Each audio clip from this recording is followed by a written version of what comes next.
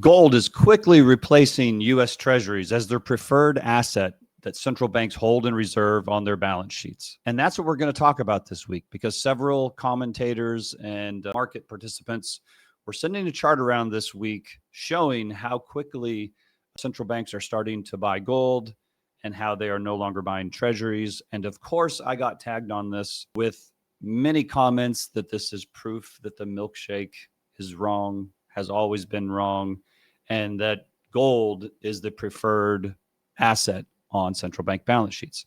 So what we're going to do today is we're going to address it, and we're going to figure out, does this mean the milkshake has spilled? Does this mean that everything I have tried to explain to people is wrong? And is the whole game over? So let's just get into it right here. Put up the wrong one. Hold on. There we go. So this is the chart that has been going around, and it's a good chart, and it shows a share as a percent or share of reserves on central bank balance sheets that over the last, let's just call it 10 years, gold has been increasing rather quickly and U.S. Treasuries have been falling rather quickly. And of course, as I mentioned a little bit ago, this is seen as proof that the milkshake has spilled. I always think it's a very original comment when people make that.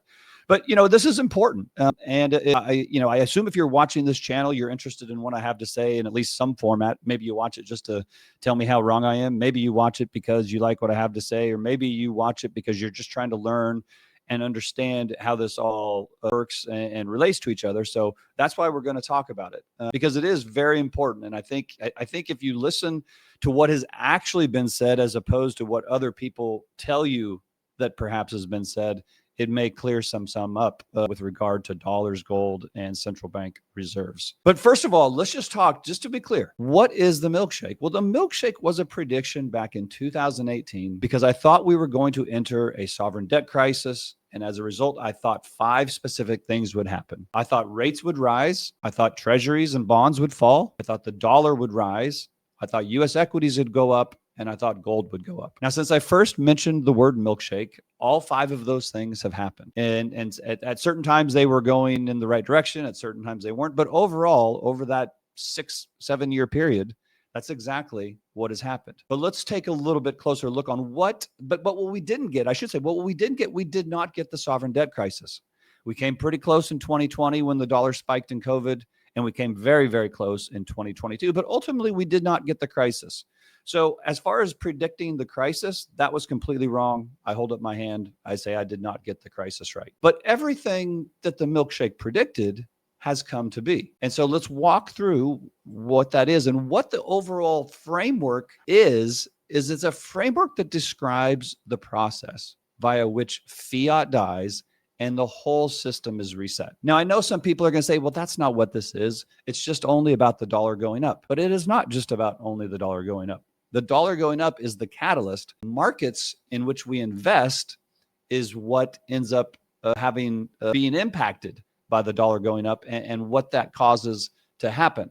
So let's just walk through, and I can show you exactly what I mean by this. My point has always been that the milkshake is ultimately about de-dollarization. It is about the process via which the whole system comes down. But the whole system comes down as a result of the dollar going higher, not as the result of the dollar going lower. And that is because to supply the dollars that increases the liquidity that causes the price to fall is done by lending new dollars into existence. When you lend new dollars into existence, that creates future demand for dollars. That is re-dollarization, not de-dollarization. When the dollar goes higher and causes defaults and causes dollars to disappear as you get a credit crunch, that forces then other countries and other entities to figure out new ways to act. That is de-dollarization, and that ultimately leads to the reset. But if we have the dollar falling and we have new dollar loans being loaned into existence, that pushes the problem down the road.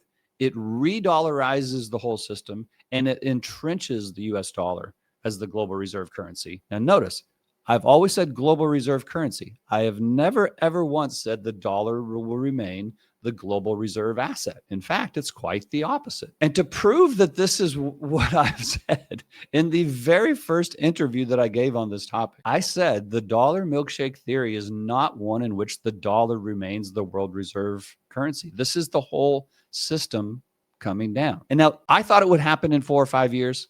It didn't. Maybe it'll take another 4 or 5 years. Maybe it'll take another 10 or 15. I don't know. But I know the process, or at least I understand how the system is designed and what is likely to happen as we go through that process. So for anybody who says, I don't think that the dollar will ever lose global reserve currency status, the whole thesis is about the dollar reserve losing global reserve currency status. It's just not going to be as easy, and it's probably not going to happen in the direction that many think. Now, the other thing that I said about the milkshake was that it would have a huge impact on bonds. And in fact, I thought rates would rise after a 40-year bull market in bonds. And it's the rates rising that would cause treasuries to go down, and it would cause the dollar to go up, because as interest rates go up, it makes the dollar more attractive because you need dollars anyway. And, you get paid more to hold dollars, and then et cetera, et cetera, et cetera. I'm not going to go through the whole thing again. Rates rising and U.S. treasuries falling was a huge part of it. The whole thesis was about a sovereign debt crisis. A sovereign debt crisis is a process via which sovereign bonds get sold. In other words, treasuries get sold, but other foreign bonds get sold as well. And as investors want to leave bonds, as they no longer trust sovereign bonds, they have to find new places to put that capital. And the place we said that they would put that capital would be U.S. equities and gold, and potentially some other places as well. Again, this is all in the original interview. I'll put a link to the interview in this in the description of this video here. And this is where I said bonds would fall. Now, initially, I was wrong. During the early stages of COVID, treasuries rallied, but then after that, they've been coming down ever since. So that is largely what has happened. I will say, I have often said the U.S. Treasury will be the last one to actually go default. In other words, other sovereign bonds will default long before the United States does. That is not the same thing as saying that treasuries are going to rally and interest rates are going to fall. In a sovereign debt crisis, all bonds can fall. All rates can rise. We have a couple different ways that you can subscribe to our research. If you go to research.santiagocapital.com, there's a couple different levels. There's our main level, which gives you access to a number of different reports. And then there's the premium version, which gives you access to even more reports, more in-depth reports. A couple times a month, we do a live Q&A, and you get access to basically everything we do.